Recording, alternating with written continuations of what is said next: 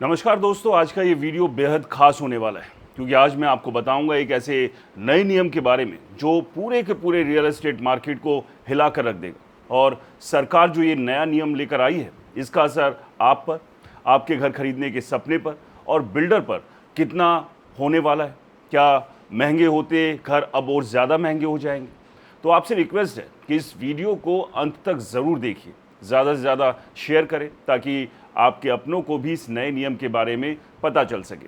तो चलिए अब बगैर देर के शुरू करते हैं आज के एक और धमाकेदार वीडियो को, एक धमाकेदार खबर के साथ। क्या आपने कभी सोचा है कि करोड़ों रुपए खर्च करके खरीदा गया आपका ड्रीम फ्लैट आपकी ज़िंदगी की सबसे बड़ी परेशानी भी बन सकता है? ज़रा सोचिए, आपने नई नई सोसाइटी में घर खरीदा, बिल्डर ने वादा किया था चौड़ी सड़क होगी, शानदार कनेक्टिविटी होगी, 15 मिनट में ऑफिस पहुंच जाएंगे, बच्चों का स्कूल पास होगा, हर फैसिलिटी मिलेगी। लेकिन जैसे ही हज़ारों परिवार उस प्रोजेक्ट में रहने आते हैं, हर सुबह घर से निकलते ही सामने कई किलोमीटर लंबा ट्रैफिक जाम आपका इंतज़ार कर रहा होता है। ऑफिस पहुंचने में 20 मिनट, 30 मिनट या 40 मिनट नहीं बल्कि 1.5 घंटे तक का समय लगता है। बच्चों की स्कूल बस रोज़ लेट होने लगती है, एम्बुलेंस तक जाम में फंस जाती है। त्योहार हो या वीकेंड, घर से बाहर निकलना किसी सज़ा से कम नहीं लगता। अब सवाल यह है कि आखिर इसकी जिम्मेदारी किसकी है? सरकार की, नगर निगम की या उस बिल्डर की जिसने हज़ारों फ्लैट बेच दिए लेकिन ये कभी नहीं सोचा कि इतनी बड़ी आबादी आने के बाद सड़क के इस ट्रैफिक को झेल भी पाएंगी या नहीं? क्या सिर्फ ऊंची ऊंची इमारतें खड़ी कर देना ही शहर का विकास कहलाता है, या फिर उन इमारतों तक पहुंचने के लिए सड़क, पार्किंग और ट्रैफिक की भी उतनी ही तैयारी होनी चाहिए? दोस्तों, आज मैं आपको एक ऐसे फैसले के बारे में बताने जा रहा हूं जो आने वाले समय में पूरे भारत के रियल एस्टेट सेक्टर का चेहरा बदल सकता है। ये फैसला फिलहाल अहमदाबाद से शुरू हुआ है, लेकिन अगर इसका मॉडल सफल रहा तो कल दिल्ली एनसीआर, गुरुग्राम, नोएडा, मुंबई, पुणे, बेंगलुरु, हैदराबाद, चेन्नई और देश के लगभग हर बड़े शहर में लागू हो सकता है। दोस्तों, पहली बार ऐसा होने जा रहा है कि अगर किसी बड़े रियल एस्टेट प्रोजेक्ट की वजह से ट्रैफिक बढ़ता है तो सिर्फ जनता नहीं भुगतेगी बल्कि बिल्डर को भी उसकी जिम्मेदारी उठानी पड़ सकती है। यानी अब केवल बिल्डिंग बनाना ही काफ़ी नहीं होगा, ये भी साबित करना होगा कि आपके प्रोजेक्ट की वजह से आसपास का ट्रैफिक सिस्टम नहीं बिगड़ेगा। और दोस्तों, यही है ट्रैफिक इम्पैक्ट असेसमेंट यानी TIA, जिसकी चर्चा इस समय पूरे रियल एस्टेट सेक्टर में हो रही है। अब इसे आसान भाषा में समझते हैं। मान लीजिए कोई डेवलपर 2000 फ्लैट का प्रोजेक्ट बना रहा है। अगर एक फ्लैट में औसतन 4 लोग रहते हैं तो वहाँ लगभग 8000 लोग रहेंगे। अगर हर दूसरे परिवार के पास एक कार है तो लगभग 1000 से 1500 कारें रोज़ सुबह और शाम एक साथ सड़क पर उतरेगी। इसके अलावा स्कूल बसें, कैब, डिलीवरी वैन, ई-कॉमर्स की गाड़ियाँ, दूध वाले, घरेलू कामगार, ऑफिस बसें और मेहमानों की गाड़ियाँ अलग। यानी एक अकेला प्रोजेक्ट रोज़ हज़ारों एक्स्ट्रा गाड़ियाँ सड़क पर ला सकता है। अब अगर उस इलाके की सड़कें पहले ही अपनी क्षमता के करीब चल रही हो तो नया प्रोजेक्ट शुरू होते ही पूरा ट्रैफिक सिस्टम चरमरा सकता है। यही वजह है कि दुनिया के कई डेवलपिंग देशों में बड़े प्रोजेक्ट शुरू होने से पहले ट्रैफिक इम्पैक्ट असेसमेंट कराया जाता है। इसमें इंजीनियर और ट्रैफिक एक्सपर्ट्स ये स्टडी करते हैं कि इस प्रोजेक्ट से कितनी गाड़ियाँ बढ़ेंगी, किस चौराहे पर सबसे ज़्यादा दबाव बढ़ेगा, कितनी पार्किंग चाहिए, कितनी एंट्री और एग्जिट गेट होने चाहिए, सड़क चौड़ी करनी पड़ेगी या नहीं, नया सिग्नल लगेगा या फ्लाईओवर की ज़रूरत होगी। यानी पहले योजना फिर कंस्ट्रक्शन। दोस्तों, भारत में लंबे समय तक इसका उल्टा होता रहा। पहले हज़ारों फ्लैट बन गए, लोग रहने आ गए, उसके बाद सरकार सोचती रही कि अब सड़कें कैसे चौड़ी करें। नतीजा आज हमारे सामने है। देश के लगभग हर बड़े शहर में सुबह और शाम ट्रैफिक जाम आम बात हो चुकी है। कई जगह पर तो 5 किलोमीटर की दूरी तय करने में 40 से 50 मिनट लग जाते हैं। और इसका उदाहरण मुंबई, गुरुग्राम, नोएडा, दिल्ली जैसे शहर जीता जागता है। सबसे ज़्यादा नुकसान किसका होता है? आम लोगों का। समय बर्बाद होता है, पेट्रोल बर्बाद होता है, पोल्यूशन बढ़ता है और टेंशन अलग से बढ़ती है। और सबसे बड़ी बात ये कि जिस लोकेशन को देखकर आपने करोड़ों रुपए देकर घर खरीदा था, वही लोकेशन आपकी सबसे बड़ी प्रॉब्लम बन जाती है। यही कारण है कि अहमदाबाद नगर निगम ने अब ये स्पष्ट संकेत दिया है कि अगर कोई बड़ा प्रोजेक्ट शहर के ट्रैफिक पर एक्स्ट्रा बोझ डालता है तो बिल्डर को भी समाधान का हिस्सा बनना होगा। यानी केवल फ्लैट बेचकर जिम्मेदारी खत्म नहीं होगी, ज़रूरत पड़ी तो एक्स्ट्रा सड़क, बेहतर एंट्री एग्जिट, पार्किंग और दूसरे ट्रैफिक सुधार कामों में भी हिस्सेदारी देनी पड़ेगी। दोस्तों, कुछ एक्सपर्ट्स मानते हैं कि ये कदम देर से ज़रूर आया, लेकिन सही समय पर आया, क्योंकि पिछले 1.5-2 दशकों में भारत में रियल एस्टेट की रफ्तार इंफ्रास्ट्रक्चर से कहीं ज़्यादा तेज रही। शहर फैलते गए, टावर ऊंचे होते गए, लेकिन सड़कें लगभग वहीं रहीं। कई जगहों पर 20 साल पुरानी सड़कें आज लाखों लोगों का ट्रैफिक झेल रही। ऐसे में सवाल ये भी उठता है कि क्या बिल्डर पहले से इंफ्रास्ट्रक्चर चार्ज नहीं देता? जवाब है, देता है। डेवलपर पहले ही एक्सटर्नल डेवलपमेंट चार्ज यानी ईडीसी, इंटरनल डेवलपमेंट चार्ज यानी आईडीसी और कई एक्स्ट्रा चार्जेस सरकार या विकास प्राधिकरण को देता है। लेकिन टीआईए का मकसद सामान्य इंफ्रास्ट्रक्चर नहीं, बल्कि किसी खास प्रोजेक्ट से पैदा होने वाले एक्स्ट्रा ट्रैफिक का वैज्ञानिक आंकलन करना है। अगर किसी इलाके में ट्रैफिक पर खास तौर पर दबाव आने वाला है, तो उसी हिसाब से एक्स्ट्रा व्यवस्था पहले से तैयार की जाएगी।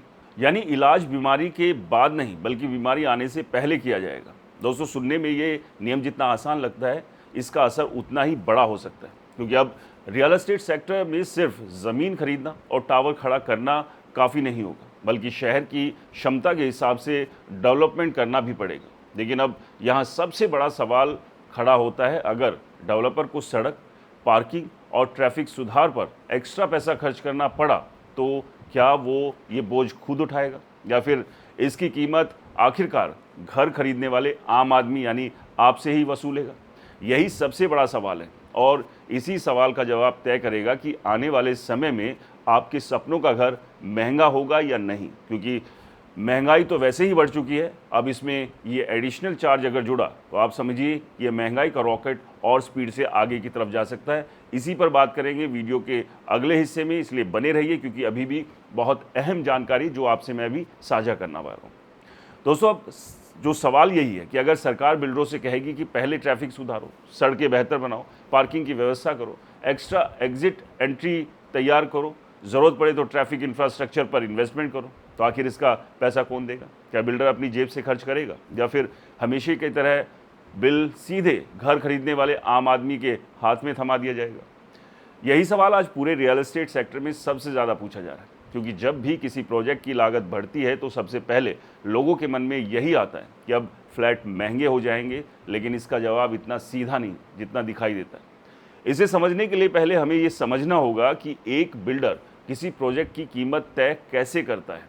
मान लीजिए किसी डेवलपर ने 1000 करोड़ रुपए का एक बड़ा हाउसिंग प्रोजेक्ट लॉन्च किया, जिसमें ज़मीन खरीदने की लागत, कंस्ट्रक्शन कॉस्ट, मजदूरी, स्टील, सीमेंट, बिजली, fire system, lift, club house, tax, ब्याज, मार्केटिंग, सरकारी फीस और दर्जनों तरह के खर्चे पहले से जुड़े होते हैं। इसके अलावा बिल्डर पहले ही ईडीसी यानी एक्सटर्नल डेवलपमेंट चार्ज और आईडीसी यानी इंटरनल डेवलपमेंट चार्ज जैसी कई सरकारी फीस भी जमा करता है। अगर सरकार कहती है कि इस प्रोजेक्ट की वजह से आसपास के ट्रैफिक पर एक्स्ट्रा दबाव पड़ेगा और आपको कुछ करोड़ रुपए ट्रैफिक इंफ्रास्ट्रक्चर पर खर्च करने होंगे, तो ये निश्चित रूप से प्रोजेक्ट की कुल लागत बढ़ा देगा। लेकिन इसका मतलब ये बिल्कुल नहीं है कि हर बार फ्लैट की कीमत उसी अनुपात में बढ़ जाएगी। दोस्तों, रियल एस्टेट से जुड़े हुए एक्सपर्ट्स का कहना है कि ये पूरी तरह बाजार की स्थिति पर निर्भर करेगा। अगर किसी शहर में मांग बहुत ज़्यादा है, इन्वेंट्री कम है और लोग तेज़ी से घर खरीद रहे हैं, तो डेवलपर एक्स्ट्रा लागत का कुछ हिस्सा खरीदार पर डाल सकता है। लेकिन अगर बाजार कमज़ोर है, बिक्री धीमी है और एक ही इलाके के कई बिल्डरों के बीच कड़ी प्रतिस्पर्धा यानी कंपटीशन चल रहा है, तो डेवलपर के पास कीमत बढ़ाने की गुंजाइश कम रह जाती है। ऐसे में उसे अपने मुनाफे में कटौती करके ये एक्स्ट्रा खर्च खुद उठाना पड़ सकता है। यही वजह कि हर नया नियम सीधे सीधे घरों की कीमत नहीं बढ़ाता। अब जरा दूसरी तरफ भी सोचिए, अगर आज कोई डेवलपर ट्रैफिक सुधार पर 20 या 30 करोड़ रुपए खर्च करता है, लेकिन उसकी वजह से अगले 25 साल तक उस इलाके में रहने वालों हज़ारों परिवार रोजाना ट्रैफिक जाम से बच जाते हैं, तो क्या ये इन्वेस्टमेंट गलत होगा? शायद नहीं, क्योंकि घर खरीदते समय लोग सिर्फ चार दीवारी नहीं खरीदते, बल्कि अपनी पूरी लाइफस्टाइल खरीदते हैं। अगर आपका ऑफिस 12 किलोमीटर दूर है और रोज़ ट्रैफिक जाम की वजह से 2-2 घंटे बर्बाद होते हैं, तो साल भर में सैकड़ों घंटे सिर्फ सड़क पर निकल जाते हैं। ईंधन अलग से खर्च होता है, गाड़ी का रखरखाव अलग से बढ़ता है और मानसिक तनाव अलग। दोस्तों, इसीलिए कई एक्सपर्ट्स मानते हैं कि खराब इंफ्रास्ट्रक्चर की कीमत लोग हर दिन थोड़ा थोड़ा करके चुकाते हैं, जबकि अच्छी प्लानिंग की लागत सिर्फ एक बार चुकानी पड़ती है। यही वजह है कि डेवलपिंग कंट्रीज़ में किसी भी बड़े प्रोजेक्ट को मंजूरी देने से पहले आसपास की सड़कें, पब्लिक ट्रांसपोर्ट, पैदल चलने वाले रास्ते, पार्किंग और ट्रैफिक नेटवर्क का डिटेल स्टडी किया जाता है। दोस्तों, भारत में अब धीरे धीरे वही सोच विकसित हो रही है। लेकिन यहाँ एक और इम्पॉर्टेंट सवाल है जो हर घर खरीदने वाले को खुद से पूछना चाहिए। जब आप कोई फ्लैट खरीदते हैं तो आप सबसे पहले क्या देखते हैं? सुंदर सैंपल फ्लैट, शानदार club house, swimming pool, gym, garden. लेकिन क्या आपने कभी सुबह 9 बजे या शाम 7 बजे उस प्रोजेक्ट के बाहर जाकर ट्रैफिक देखा है?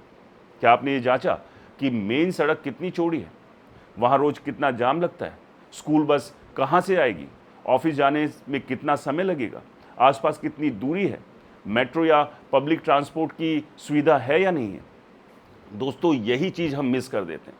और आप जानते हैं, क्योंकि हमें जो बड़ी बड़ी चीज़ें दिखाई जाती है ब्रोशर्स में या लोकेशन पर ले जाकर, वो सिर्फ उस प्रोजेक्ट से जुड़ी हुई चीज़ें होती हैं। लेकिन उसके आसपास क्या घटेगा, आने वाले 5 साल में क्या स्थिति होगी, इस बारे में ना तो कोई बताता है और ना ही हम पूछते हैं। तो इसलिए अब जब भी किसी प्रोजेक्ट में फ्लैट लेने जाएं तो इस बात का खास ध्यान रखें, क्योंकि एक सुंदर फ्लैट और बेहतरीन सुविधाओं के अलावा जब आप सड़क पर निकलते हैं तो वहाँ अगर ट्रैफिक में रोज़ फंसेंगे तो आप समझिए कि एक अच्छी खासी ज़िंदगी जहन्नुम बनने में देर नहीं लगती।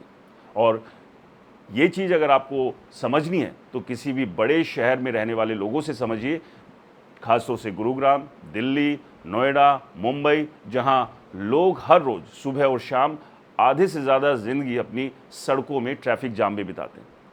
दोस्तों, इस सब को लेकर आपका क्या अनुभव है और क्या ये मॉडल, ये नियम पूरे देश में तुरंत लागू हो जाना चाहिए? अपनी राय कमेंट बॉक्स में ज़रूर बताएं। वीडियो पसंद आया हो तो इसे लाइक करें, शेयर करें, ताकि तमाम लोगों को ये जानकारी मिल सके। आगे से वो भी जब कोई फ्लैट खरीदने जाएं तो इस बात का भी वो खास ख्याल रखें।